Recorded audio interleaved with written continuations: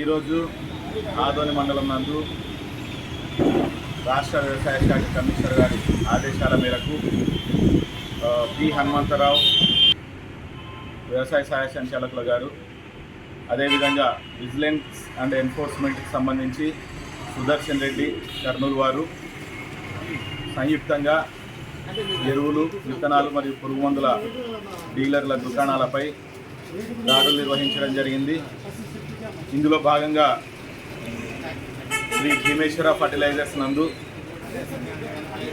ఎరువుల నిల్వలకు మరియు ఈ పాస్ మిషన్లో నిల్వలకు తేడాలు ఉన్నందున 5,88,000 రూపాయల విలువ కలిగిన రసాయనిక ఎరువులను తాత్కాలికంగా నిలుపుదల చేయడం జరిగింది. అదేవిధంగా భువనేశ్వరి సీడ్స్ నందు 22,61,000 రూపాయల విలువ కలిగిన రసాయనిక ఎరువులను అమ్మకాలను నిలుపుదల చేయడం జరిగింది.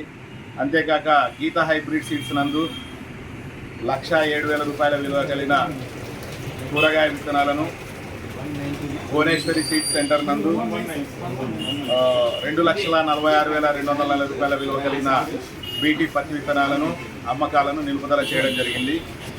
ఈ యొక్క ఇన్స్పెక్షన్ తనిఖీలలో సహాయ వ్యవసాయ సంచాలకులు ఆదోని వారు అరుణకుమారి గారు మరియు నేను మండల వ్యవసాయ అధికారి అశోక్ కుమార్ రెడ్డి పాల్గొనడం జరిగినది.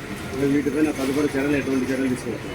వీటికి ఇప్పుడు ప్రస్తుతం నోటీసులు ఇవ్వడం జారీ చేయడం జరుగుతుంది. సో వీటిపైన వివరణ కోవడం జరుగుతుంది. అదేవిధంగా తదుపరి చర్యల నిమిత్తము పై అధికారులకు నివేదించడం జరుగుతుంది.